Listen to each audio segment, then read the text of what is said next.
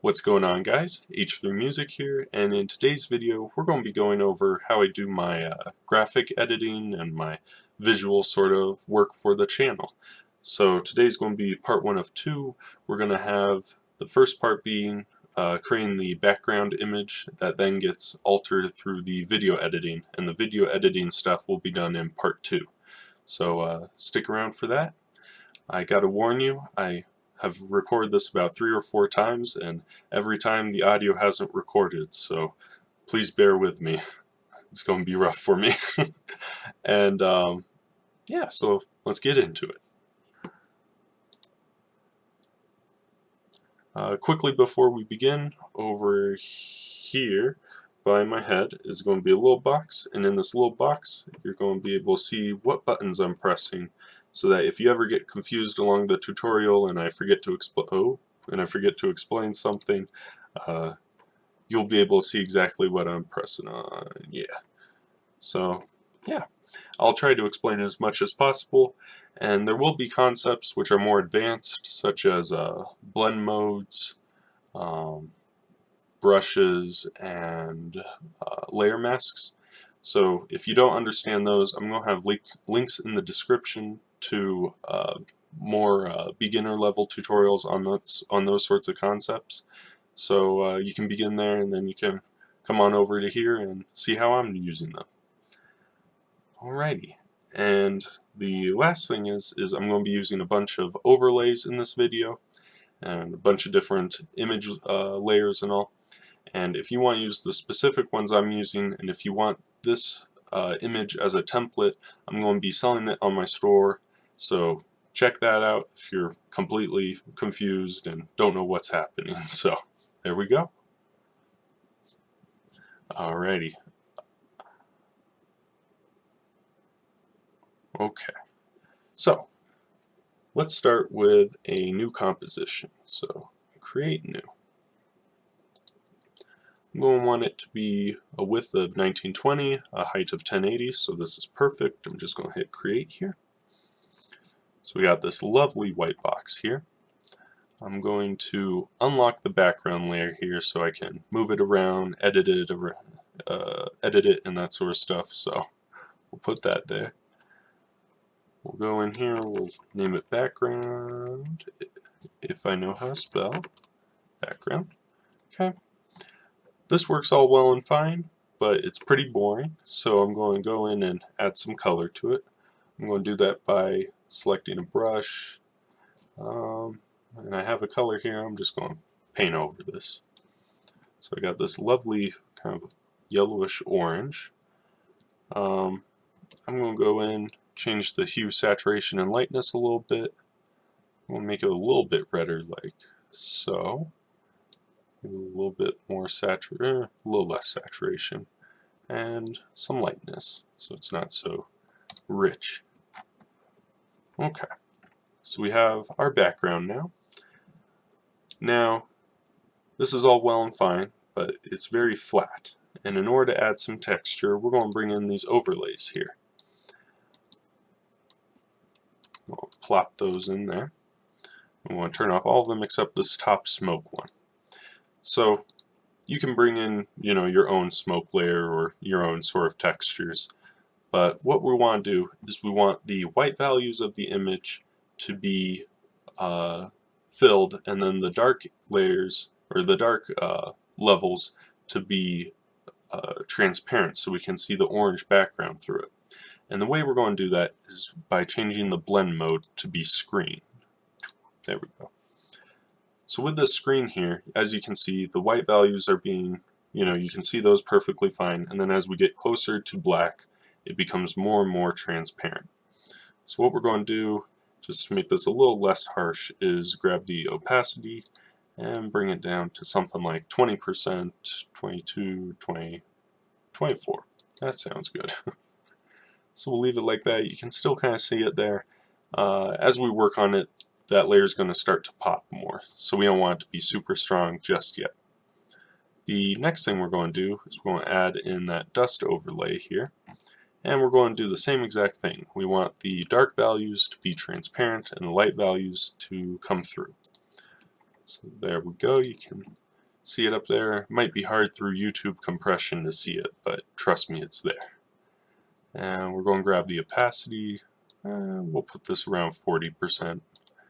So we got those two layers there to give the orange here a little bit more of a texture. So I can turn those on and off. Now, the other image I brought in here was a crop overlay. What this does for me is this tells me different sizes of the renders I'm going to be doing. So the full big one is the YouTube render.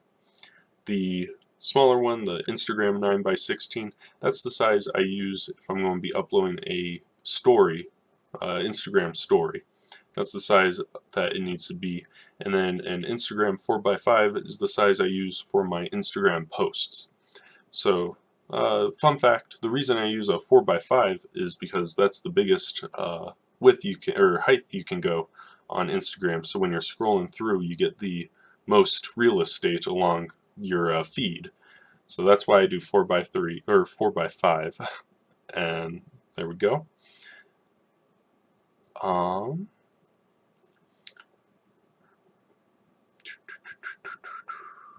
Yes, 4x5.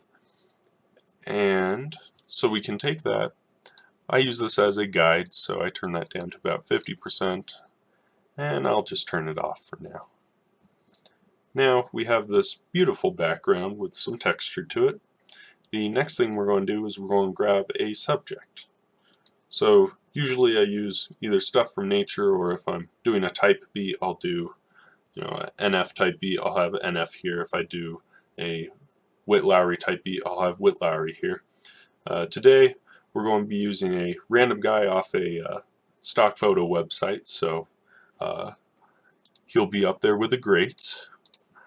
Yeah, so we got this image here, and we don't want the entire thing here, and to be frank with you, I think I'm only going to want something like this here. I really don't want his bottom half. It's just bad for the sizing of everything with IG and all. So I'm just going to cut all that off. I'm going to go through here, cut that off. I'm selecting with the marquee tool, and then I'm just deleting it. So we got it down to something about that size. Now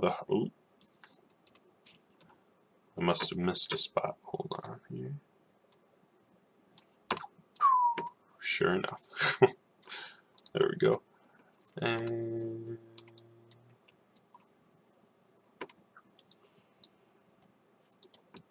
okay, there we go. So now we got the image down to be about this size, and we want to grab just his outline. And the way we're going to do this is we're going to use the magic eraser tool. Now there's hundreds of ways to do this, but I'm going to do it this way for the blue here because the blue is a different color from his body. So when I use the magic eraser tool, go and click it, and it's all going to disappear because the magic eraser tool, it goes and it takes values that are similar and then deletes them all if they're close enough to each other. So that worked pretty good. There's some areas of the hair that it didn't grab, but it's not the end of the world, and usually it won't be noticed by the end of the image editing. So I'm going to leave that. I'm just going to kind of cut around here. Now, the problem with the magic eraser tool is when it comes to areas like here, these values are pretty similar. They're both grays that are fairly dark. So when I click here, it's going to go through and it's going to delete everything, including him. So what I'm going to use is I'm going to use the pen tool here to make a selection around him. I'll leave a link in the description to pen tool tutorial because this is a fairly complex or fairly advanced tool to have to explain in a video. So I'm just going to go through here, make a selection. This is very rough for the tutorial, but usually I'd make a little bit more specific. So I've made a selection there, I'll delete that. I'm going to come over here, select this area, select this area.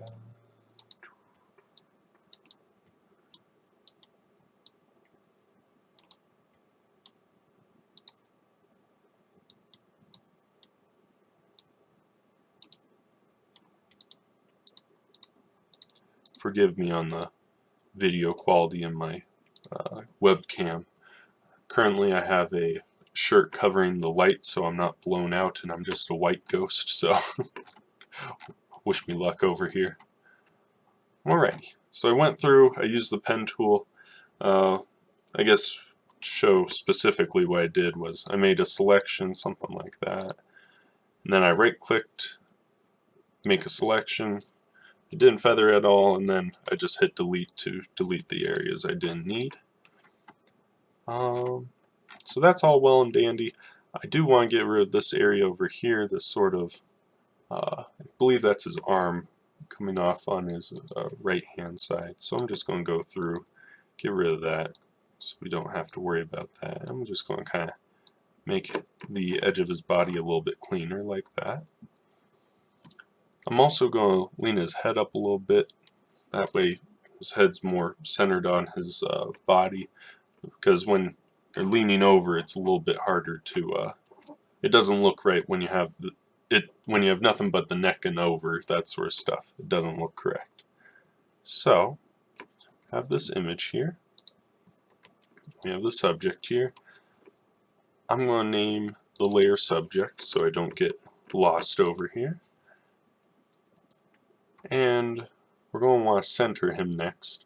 And in order to do that, I'm going to go over here to the ruler.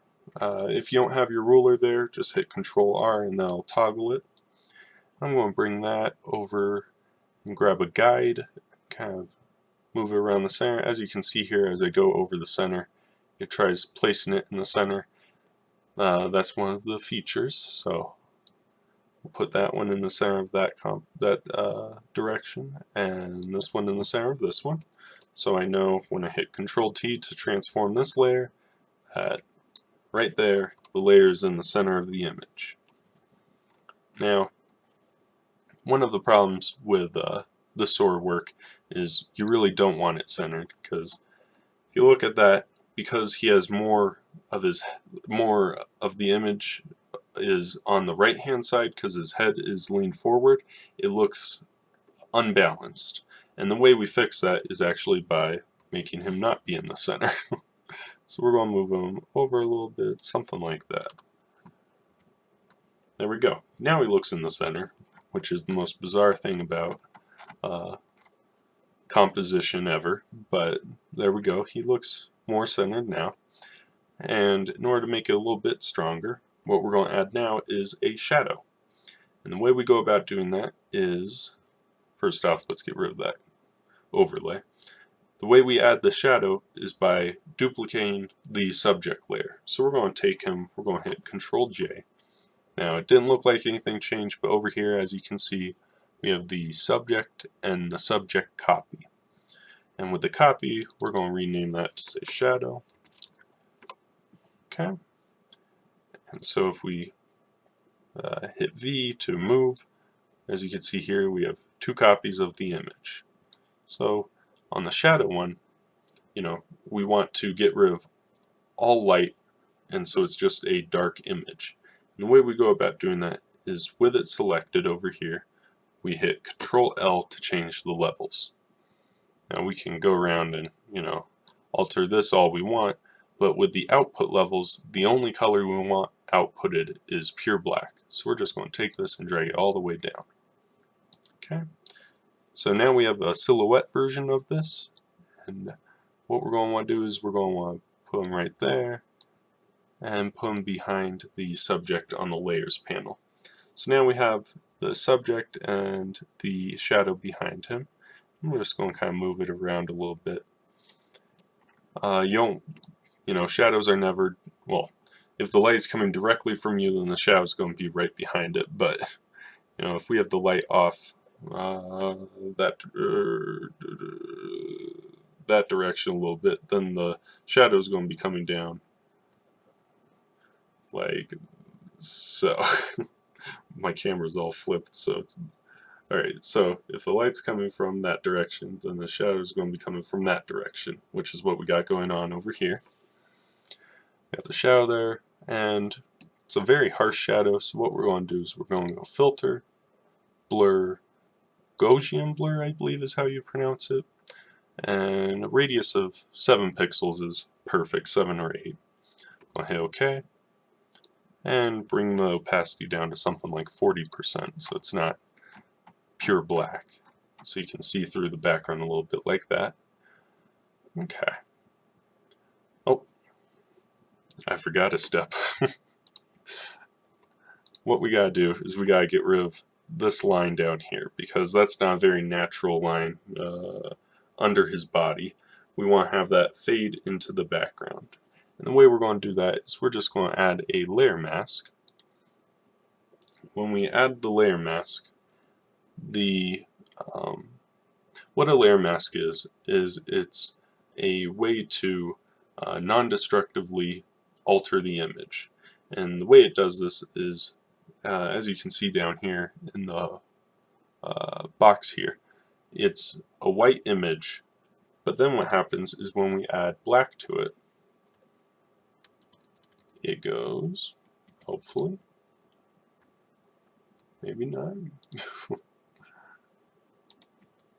it goes and it deletes it. What it's actually doing is it's just blocking that part of the layer. Because as you can see, if we have something like that there, and we disable the layer mask, it hasn't destroyed any of the pixels from the image, which is very helpful at this step, because then we can go through, we can get rid of this, and if we mess up, we can always come back and delete it, and then it's back to this original image. So, what we're going to do is we're going to take a brush, and I'm going to grab one of these splatter brushes because I want it to fade a little bit nicer into the bottom. So I'm just going to go through, make sure I'm set on black, and enable the layer. Ooh. Let's delete that layer mask and apply a new one. The layer mask button's down here in this corner. And I'm just going to go in and put the splatter brush on down here. So that kind of fades him in a little bit better into the bottom. And we were centered, so there we go. That just kind of helps make it look a little nicer. And now we're going to go through those steps to add the shadow, just like we did before.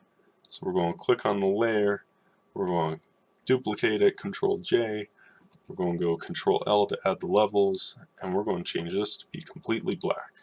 So as you can see here, we have one that's completely black and one that's the correct subject. We'll rename this to be shadow. So there we go, we have the shadow and the image there. I'm just going to apply that Gaussian blur and set it to be 40%. Alrighty, so now we have the background with the texture on it. We have the subject, which has been masked so that we have the bottom cut nicely, and we have the shadow behind it so that all of it works together to get this image here. And we're just going to put the crop on top to make sure it all looks good and lined up, which it does. So we can turn that off, and we can go and add the final effect, which is the film effects. And the way I achieve this is by using a third-party plugin by Nick called Analog Effects Pro. So let me drag that over to here so you guys can see that. This is a program you have to pay, or a plugin you have to pay for, but everything that it does you can do through your own overlays and different masks and that sort of stuff. So I'm going to be using Analog Effects Pro, but feel free to copy it all through other means. So I'm going to hit Analog Effects Pro, maybe not. It doesn't like it when, okay. I don't know why it doesn't like me right now. Whenever that comes up and it, or maybe it does like me. Alright, there we go. So these are the different film effects here. I have all these different presets, but the one I'm going to go with is this top one I have here that I know works for all these different images.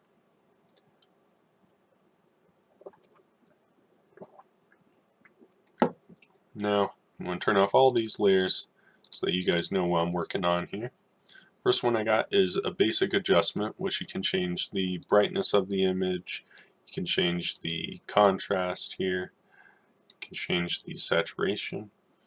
But the one that I edit with the most from this area is the detail extraction. So as I pull this up, it brings out more clarity in the background, in his face, that sort of stuff. So I usually set this around 10% to bring out the background a little bit, because we left it pretty low.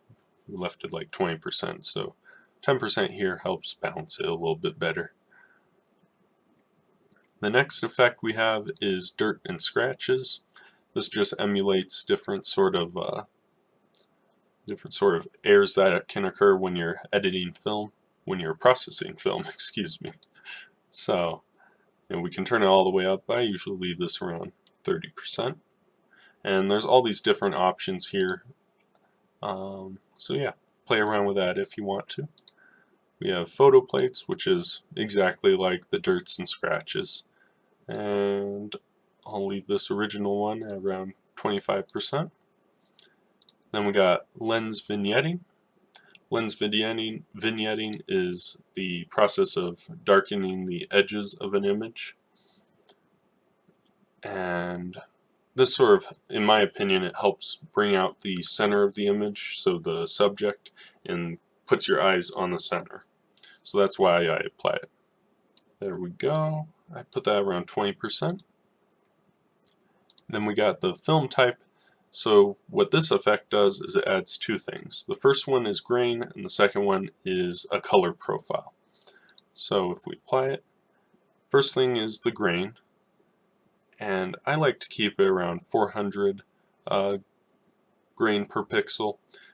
One, it's impossible to see what's happening. 500, you don't even see it. But with around 400, when you got the full image here, you can still see the grain, but you can also make out his face. And this is all personal preference.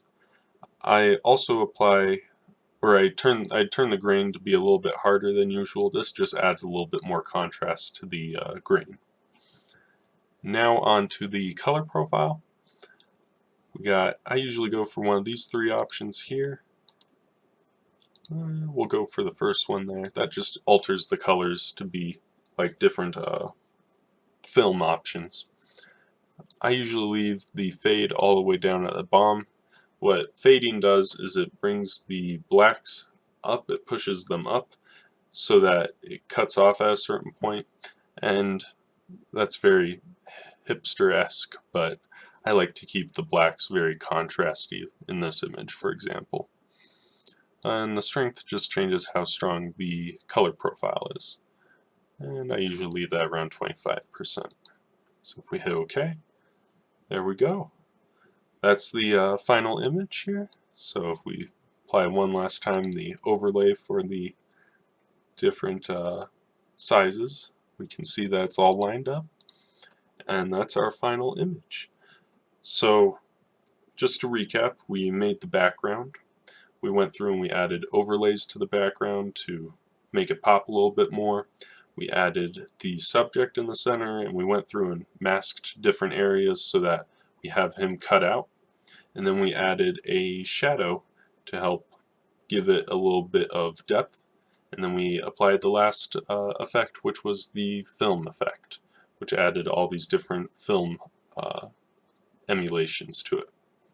So that's it for this tutorial.